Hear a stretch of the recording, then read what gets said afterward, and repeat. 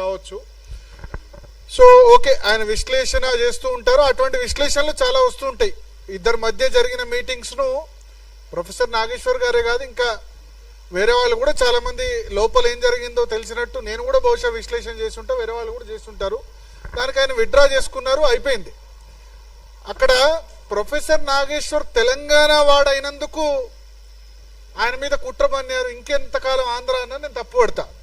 ఒకవేళ ప్రొఫెసర్ నాగేశ్వర్ గారిని జర్నలిస్ట్ పరంగా చేసి ఉంటే, అంటే ఆయన పోలీసులు అరెస్ట్ చేయడమో లేదా కేసులు పెట్టడమో, అంటే దానిలో పెద్ద కాన్స్పిరసీ థియరీ ఉందో లేకపోతే అదోన కాదు, ఇంకా దారుణమైన విశ్లేషణలు మనం చూసాం.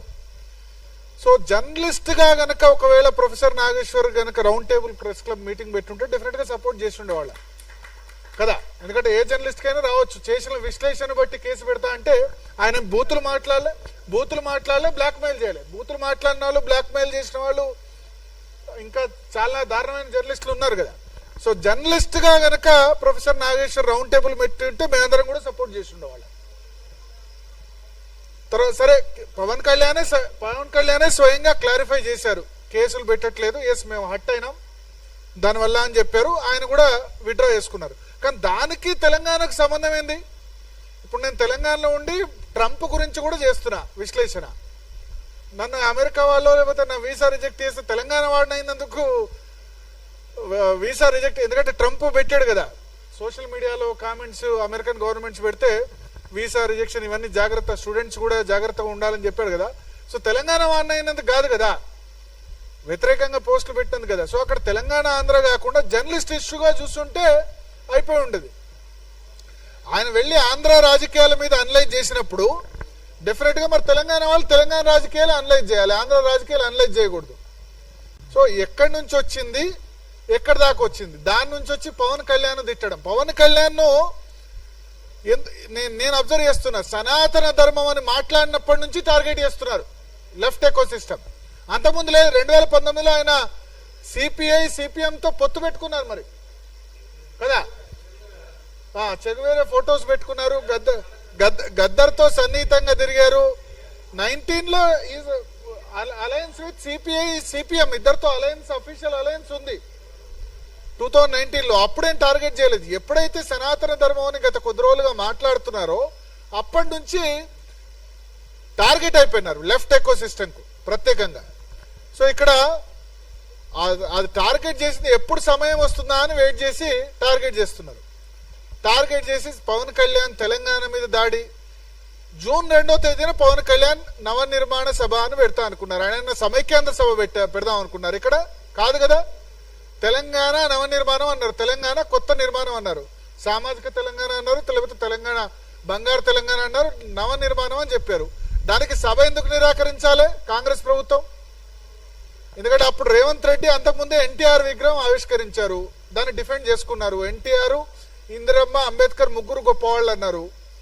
అన్నప్పుడు ఆయనకు సొంత పార్టీలో వచ్చింది, ఇక్కడ నుంచి కూడా వచ్చింది. ఎన్టీఆర్ విగ్రహం ఎందుకు, ఇక్కడ చాలా విగ్రహాలు ఉన్నాయి కదా ఎందుకు పెట్టడం అని. సో దాన్ని కప్పుపుచ్చుకునేందుకు రేవంత్ రెడ్డి సభకు నిరాకరిస్తే గనక ఓకే దాన్ని బ్యాలెన్స్ చేసినట్టు అవుతాయని ఆయన అనుకున్నారు. అనౌన్స్ చేసినట్టు చేసి అటు ఎన్టీఆర్ సపోర్ట్ చేశారు, ఇటు పొన్నం ప్రభాకర్ తర్వాత మిగతా మినిస్టర్స్ ను వాళ్ళని తిట్టుమని, పవన్ కళ్యాణ్ తిట్టుమని బ్యాలెన్స్ చేసినట్టయింది. అంటే ఎన్టీఆర్ విగ్రహాన్ని అది చేసినందుకు సీమాంధ్రల ఓట్లు, ఇటు తిడితే గనక తెలంగాణ ఓట్లను ఆయన బ్యాలెన్స్ చేసుకునే ప్రయత్నం చేశారు. సో అల్టిమేట్ గా దీనిలో ఎవరికి వాళ్ళు మా ప్రయోజనం ఏందని చూసుకున్నారు తప్ప దీన్ని రిపర్కేషన్స్ ఏందని ఆలోచించలే. 12 సంవత్సరాల తర్వాత కూడా పవన్ కళ్యాణ్ వస్తే తెలంగాణ వాద అస్తిత్వం దెబ్బతింటుంది అంటే అంత వీక్ గా ఉందా తెలంగాణ వాదం? తెలంగాణ అస్తిత్వం అంత వీక్ గా ఉందా? అంత బలహీనంగా ఉందా? తెలంగాణ సాయి గారు అన్నట్టు తెలంగాణ రాష్ట్ర ఏర్పాటు అందరం సమర్థించాం, ఇక్కడ ఉన్న వాళ్ళందరూ కూడా, శశిధర్ గారు సమర్థించారు, అందరూ సమర్థించారు.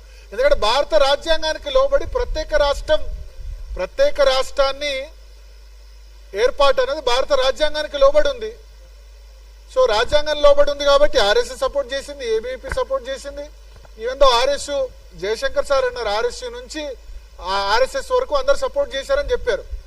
సో ఎవరి ఎజెండా వాళ్ళది. బట్ ఏబీ పైన లేకపోతే రైట్ వింగ్ అయినా ప్రాంతాలుగా విడిపోదాం, ప్రజలు కలిసి ఉందామని చెప్పి, అంతే కదా.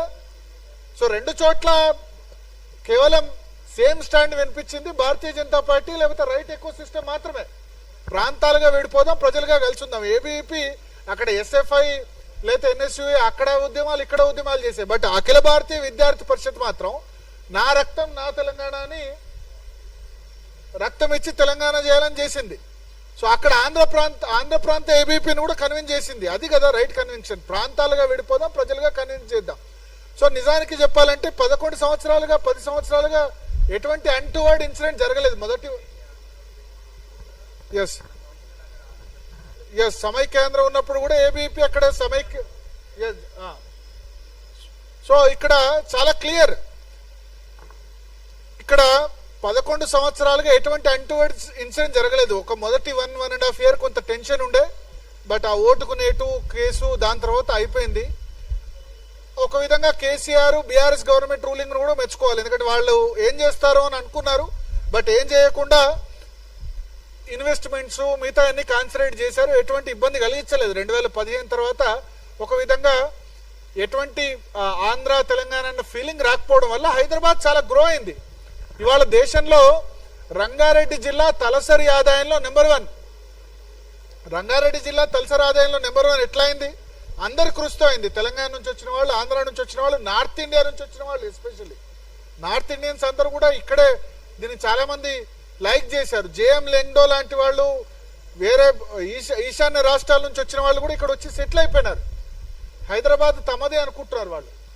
సో ఇటువంటి పరిస్థితిలో ఇప్పుడు పవన్ కళ్యాణ్ ద్వారా లాస్ట్ 2-3 days ఏదైతే జరుగుతుందో ఆంధ్ర రాయలసీమ ప్రాంతాల నుంచి వాళ్ళకి కానీ మిగతా వాటికి కానీ మంచిది కాదు రాష్ట్రానికి. ఇక్కడ ఆలోచించాలి. సో ఇప్పుడు తెలంగాణ గో బ్యాక్ కాదు, తెలంగాణ అందరిని వెల్కమ్ చేయాలి, అందరు కమ్ బ్యాక్ చేయాలి. మనం ఆలోచించండి, ఈసారి వరి ప్రొక్యూర్మెంట్ కాలేదు. ఎందుకు కాలేదంటే బెంగాల్లో ఎలక్షన్ జరుగుతుంది, అందరు వెళ్ళిపోయారు.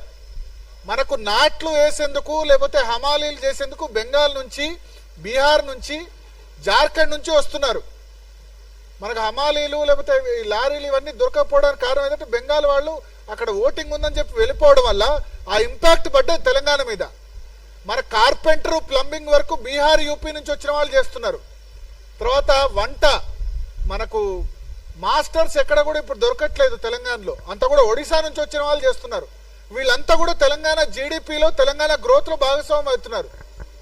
నాట్లు వేసేందుకు ఇబ్బంది అవుతుంది జార్ఖండ్, బీహార్, బెంగాల్ నుంచి. లేకపోతే రైస్ మిల్లో హమాలీలంతా కూడా బీహార్, బెంగాలీస్. వాళ్ళు లేకపోతే ఎంత ఇబ్బంది అయింది. మన రైతులు కదా ఇబ్బంది పడ్డది. ఫాల్ సీలింగ్ పని చేసేది బీహార్, యూపీ, ప్లంబింగ్ వర్క్ చేసేది బీహార్, యూపీ. వీళ్ళు లేకపోతే మనం బతకగలమా? ఇది ఆలోచించాలి. ప్రపంచమే ఒక కుగ్రామం అయిపోయిన నేపథ్యంలో అందరినీ వెళ్ళగొడితే ఓన్లీ తెలంగాణలో మనం బై బర్త్ తెలంగాణ వాళ్ళు ఉంటే సాధ్యమా? ఆలోచించాలి. అమెరికా అంత పెద్ద దేశం ఎందుకైంది? అన్ని చోట్ల నుంచి పోయారు కాబట్టి అమెరికా అంత పెద్ద ఎకానమీ అయింది. సరే, ట్రంప్ ఏమంటారు?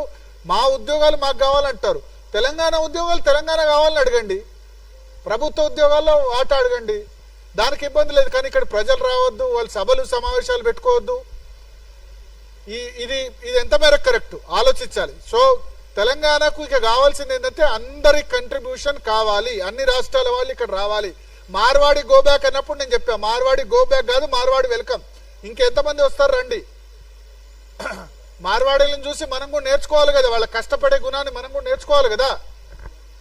సో అప్పుడు మార్వాడి గో బ్యాక్ అప్పుడు నాకు గుర్తుంది, దేవిక్ గారు పాదయాత్ర కూడా చేశారు సర్దార్ పటేల్ విగ్రహం నుంచి. అప్పుడు కూడా మనం అందరం సపోర్ట్ చేశాం. సో ఇటువంటి మార్వాడి గో బ్యాక్ వచ్చినా, మిగతా వచ్చినా, పవన్ కళ్యాణ్ మొన్న ఏదైతే మాట్లాడారో నేషనలిజం, జాతీయవాదం హైదరాబాద్ లో వినిపించడం చాలా నాకు సంతోషమైంది. అయితే 1-2 వర్డ్స్ ఏంటంటే, మీ అయ్యే జాగీరా అట్లా అనేది లేకుండే, ప్లస్ పాకిస్తానా కంపేర్ చేయాల్సిన అవసరం లేదు. పాకిస్తానా అని మనం అనొద్దు, పాకిస్తానా పాలస్తీనా అని అనొద్దు, ఆ మాటలు అనేది లేకుండే. బట్ ఆవేశంలో అన్నారు. మొత్తం 100% ఆయన కరెక్ట్ మాట్లాడతారని మనం ఎక్స్పెక్ట్ చేయలేం. బట్ ఒకటి మాత్రం, పవన్ కళ్యాణ్ జాతీయవాదం గురించి మాట్లాడుతుంటే భారతీయ జనతా పార్టీ నేతలు ఎక్కడ పడుకున్నారో నాకు అర్థమైతలేదు. బీజేపీ నేతలు ఎక్కడ పండుకున్నారు? మీరు కదా జాతీయవాదం గురించి మాట్లాడాల్సింది. జాతీయవాద పార్టీ మీది కదా. ఏమైపోయినారు బీజేపీ ఎంపీలు, ఎమ్మెల్సీలు? మీ ఓట్ల గురించి ఆలోచిస్తున్నారా? ఎక్కడ పోయినారు? ఎక్కడ పడుకున్నారు? అందరూ నిద్రపోతున్నారా? మీ అమిత్ షా గురించి కదా ఇదంతా వచ్చింది, మీ పార్టీ నేత గురించి వచ్చింది కదా, కేంద్ర హోంమంత్రి అమిత్ షా గురించి కదా ఇష్యూ అయింది. కేంద్ర హోంమంత్రి అమిత్ షా పవన్ కళ్యాణ్ మీటింగ్ గురించి అయితే ఒక్క ఆంధ్ర బీజేపీ లీడర్ మాట్లాడలే, ఒక్క తెలంగాణ బీజేపీ నేత మాట్లాడలే. అంటే వీళ్ళు ఏంటంటే పవన్ కళ్యాణ్ తో మాకేం సంబంధం, అరే మీ అలయన్స్ పార్ట్నర్ అబ్బా ఎన్డీఏ, ఆయన మాట్లాడుతుంది సనాతన ధర్మం, ఆయన మాట్లాడుతుంది జాతీయవాదం. ఆయన వేరే మాట్లాడితే ఓకే, ఆయన జాతీయవాదం మాట్లాడినప్పుడు డిఫెండ్ చేయాల్సింది బీజేపీ లీడర్స్ కదా. సో నేను ఇక్కడ టీఆర్ఎస్ కాంగ్రెస్ లీడర్స్ కంటే ఎక్కువ తప్పు పట్టేది భారతీయ జనతా పార్టీ నేతల్ని. అందరూ ఒకళ్ళ మీద వాళ్ళు పోస్టర్లు వేసుకోవడం, లేకపోతే ఒకళ్ళనొకళ్ళు తిట్టుకోవడం, ఒకళ్ళనొకళ్ళు ఏమంటారు డిఫెండ్ చేసుకోవడం తప్ప ఒకళ్ళు బాధపడితే మంచిగా అయింది అనుకోవడం, వీడికి మంచిగా అయింది అనుకోవడం. ఎక్కడుంది గ్రూపిజం తక్క ఎక్కడుంది? జాతీయవాదం సపోర్ట్ చేయాలి కదా పవన్ కళ్యాణ్కి. ఆయన అన్నారు కూడా, నోరు విప్పి అన్నారు, నా ఆంధ్ర బీజేపీ నేతలు ఒక్కళ్ళు మాట్లాడకపోవడం ఆశ్చర్యం కలిగించిందని చెప్పి. తర్వాత ప్రెస్ మీట్లకు వచ్చినప్పుడు కూడా మరి తెలంగాణ బీజేపీ నేతలు ఎందరూ మాట్లాడేది ఖండించేందుకు 2 రోజులు పట్టింది. ఒక రఘునందన్ రావు ఆ రోజు మాట్లాడినట్టున్నారు, రామచంద్రరావు గారు నిన్న ఖండించారు. సో ఎక్కడ పడుకున్నారు బీజేపీ నేతలు? ఎందుకంటే మనమే క్వశ్చన్ చేయాలి, జాతీయవాదులు మనమే క్వశ్చన్ చేయాలి. బీజేపీ నేతలు తప్పు చేసినా మనం క్వశ్చన్ చేయాలి. ఇక్కడ నాకు టీఆర్ఎస్ రోలు ఓకే, వాళ్ళకటు సీమాంధ్ర ఓట్లు కావాలి, ఎందుకంటే 43% వచ్చింది, తెలంగాణ వాద ఓట్లు కావాలి, రేవంత్ రెడ్డికి అది కావాలి. మరి భారతీయ జనతా పార్టీ నేతలు ఇంత పెద్ద ఇష్యూ అయితే జాతీయవాదం గురించి ప్రాపగేట్ చేయాల్సింది వాళ్ళు కదా. సభలు సమావేశాలు పెట్టుకునే హక్కు ఉందని చెప్పాల్సింది భారతీయ జనతా పార్టీ నేతలు కదా. సో ఇక్కడ కరెక్ట్ గా రియాక్ట్ కాలేదనిపించింది. నెక్స్ట్ టైం అయినా ఆ పార్టీ నేతలు అయితే ఆలోచించాలి డెఫినెట్ గా. ఎందుకంటే జాతీయవాదాన్ని ప్రాపగేట్ చేయాల్సింది, ప్రతి చోట ఎవరు సభలు సమావేశాలు పెట్టుకునే హక్కు ఉందని చెప్పాల్సింది భారతీయ జనతా పార్టీ నేతలు. వాళ్ళకి సరిగ్గా వ్యూహాత్మక మౌనమో మరి ఏందో, వాళ్ళకి ఏం ఓట్లు పోతాయో, లేకపోతే అలయన్సో, మరి ఇంకా ఎవరి కన్వీనియన్సో ఏందో తెలియదు. ఎవరంటే ఏమవుతారో, లేకపోతే కమ్యూనిస్టులతో భయపడితే ఎట్లా, కమ్యూనిస్టులు ఏమన్నా అనుకుంటారని భయపడితే ఎట్లా? పవన్ కళ్యాణ్ మీరు కలిసే పోటీ చేశారు అసెంబ్లీ ఎన్నికలు, మున్సిపల్ ఎలక్షన్స్ కలిసి పోటీ చేయలేదు కావచ్చు. మున్సిపల్ ఎన్నికల్లో ఆయన ప్రచారాన్ని కూడా పిలిచారు, చివరి రోజు వద్దన్నారు. ఆయన సనాతన ధర్మం గురించి మాట్లాడుతున్నాడు, ప్లస్ భారతీయత గురించి మాట్లాడుతున్నాడు, ప్లస్ నేషనలిజం గురించి మాట్లాడుతున్నాడు. ఇవన్నీ కూడా దీన్ని డిఫెండ్ చేయాల్సింది భారతీయ జనతా పార్టీ నేతలు. నాకు మిగతా పార్టీలు వాళ్ళు తెలుసు, వాళ్ళ బిహేవియర్ ఏందో తెలుసు. But I'm disappointed with Bharatiya Janata party leaders. So ఎప్పుడు మనం జాతీయవాదులైనంత మాత్రాన ప్రతి దానిలో భారతీయ జనతా పార్టీ నేతలు డిఫెండ్ చేయాల్సిన అవసరం లేదు. వాళ్ళు తప్పు చేస్తే చెప్పాల్సింది మనమే. మనం చెప్పాలి, చెప్తేనే కరెక్ట్ చేసుకుంటారు. మనం క్వశ్చన్ చేయకపోతే నెక్స్ట్ టైం కూడా ఇదే విధంగా చేస్తారు. మార్వాడి గోబ్యాక్ అప్పుడు కూడా మాట్లాడలేదు, ఎందుకంటే మాట్లాడితే మాకు లోకల్ వ్యాపారుల నుంచి పోతాయటారా. లోకల్ వ్యాపారులు కన్విన్స్ చేయాల్సింది మీరు. ఇవాళ గ్లోబలైజేషన్ అవుతున్న నేపథ్యంలో, ఎక్కడెక్కడి నుంచో వస్తున్న నేపథ్యంలో, ప్రపంచమే ఒక కుగ్రామం అయిపోయిన నేపథ్యంలో ప్రజలకు వివరించి చెప్పాల్సిన బాధ్యత నేతలు కదా. సో ఇది ఆలోచించాలి. అండ్ నెక్స్ట్ టైం ఎట్టి పరిస్థితిలో తెలంగాణ 12 సంవత్సరాలు అయిన తర్వాత అస్తిత్వ తెలంగాణ, నేను కూడా ఉస్మాన్ యూనివర్సిటీలో చదువుకున్న, కరీంనగర్ బిడ్డని, ఉమ్మడి కరీంనగర్ బిడ్డని, జగిత్యాలలో ఉన్నవాడిని, తెలంగాణ రాష్ట్ర ఆకాంక్ష గురించి ఫైట్ చేసిన వాడిని. తెలంగాణ ఉద్యమ సమయంలో అందరూ టీవీలో కూడా చూసే ఉంటారు. సో ఎవరో వస్తే ఇక్కడ తెలంగాణ అస్తిత్వం దెబ్బతినంత వీక్ గా అయితే తెలంగాణ అస్తిత్వం లేదు.